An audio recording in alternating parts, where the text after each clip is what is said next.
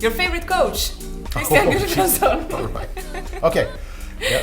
Yeah, Christian, tell me, who are you? Well, I'm also one of the co-founders and owners of Morgon Coffee Roasters, and I'm in charge of everything that has to do with the coffee in our company. Yeah. So I do all the purchasing, I do all the roasting and quality control. Yeah. More or less. Yeah, and today we're gonna talk about something special. Yeah, we're going to talk about Colombia. Yeah. And that's very special to me. That's a country that is very close to my heart. I've been traveling around there for the last 7-8 years and made a lot of good friends and also had a lot of good coffees, of course. Yeah. Yeah. And what's special about coffees from Colombia? Well, Colombia is quite unique when it comes to harvesting coffee because they have like several different harvesters all year round, depending on where you are in the country. And that's quite unique compared to a lot of other countries that mostly have like one main harvest and maybe two. Yeah. But in Colombia you can always find fresh coffees all year round depending on where you are. And why is that? Well, that's because of the microclimate that they have there. They have two big mountain ranges that go through Huila, which is the south part of Colombia. And you also have the wind from the Pacific that comes in, and that creates a lot of microclimates in this area, which makes the coffees, mature in different stages, and you can always harvest them differently depending on where you are in this area, more or less.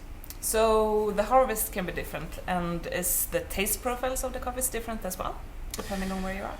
It could be, of course. If you compare like Huila and Tolima, which is more north, there are some taste differences between them, but I would say it would have more to do with the variety that you grow, more than the area itself, in my opinion. Yeah. And does different areas have different like standard varieties they grow, and why?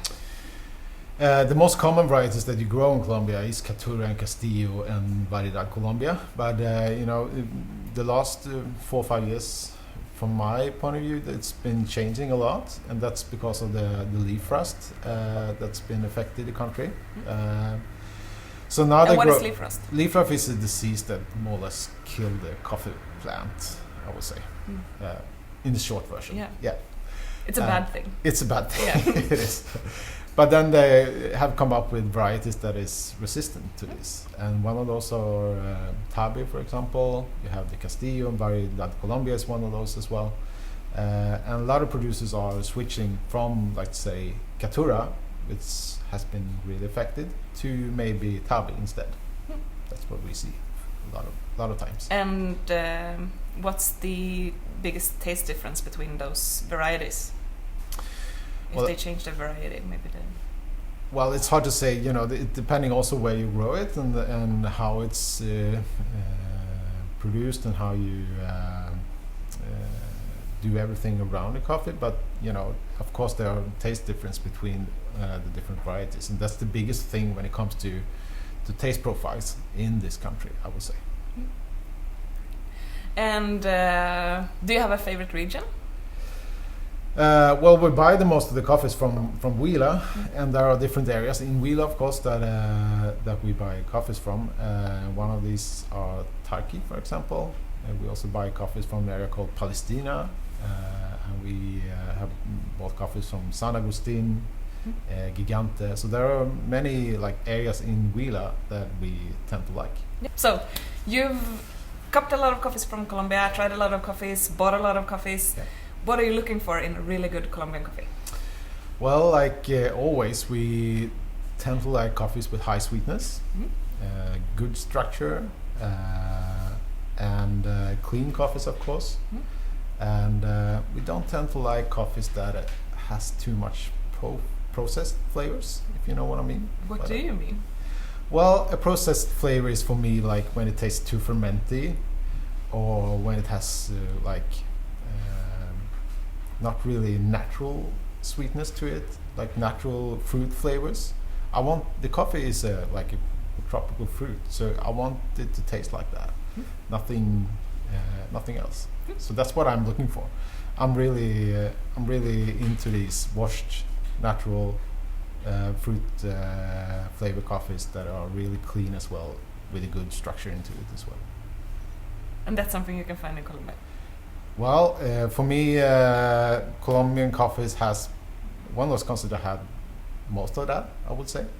They have like a big, often a big body into the coffees, and they have a lot of sweetness if it's grown and processed right. And well, it tends to be coffees that I really, really like. Yeah. Cool. And a lot of people with me, I guess. Yeah. Me too. And when you buy these coffees from Colombia, we often do a cupping to try them all. Mm-hmm. And we thought we were going to walk you through the process and get some tips from the pro. So our cupping process is 12 grams of coffee into a cup with 2 deciliters of water. And the first step is to smell the dry coffee when it's grinded. Yeah. And what is that step about, and what are you looking for when you smell the dry coffee?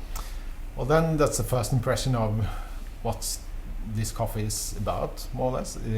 You can find, well, what I'm looking for is like how the coffee, if you can smell the sweetness into it, if it's a nutty flavor or if it's a clean flavor to it.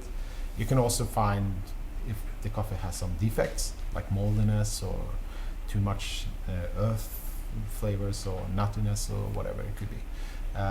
So that's the first step of getting, kind of know the coffee before you put water onto it. Okay. Yeah. What are the difference between smelling a coffee with water on it and dry? Well, you intensify the aromas, I would say, when you smell the coffee again. So that's kind of the difference. More intense aromas. And after 4 minutes, we stir around in the coffee. Yeah. And we take away all the crust. Yeah. And the buzz. And then we wait a little bit for it to cool down. Yeah. You don't wait that long. I wait longer. And then we try the coffee. Yeah. And what are you looking for then? What are your steps when actually drinking the coffee? What I'm looking for first is the sweetness. It's always the sweetness in the coffee that's I tend to like, more or less. But after that, I go a little bit deeper into it if the structure is good in the coffee, and by that I mean if the coffee has like different layers of flavors and how the mouthfeel is. And you can also look for the acidity in the coffee, and that is something that could be good or bad. Like if the acidity is sour, isn't that pleasant? But if the acidity is good, it's like lifting the coffee altogether.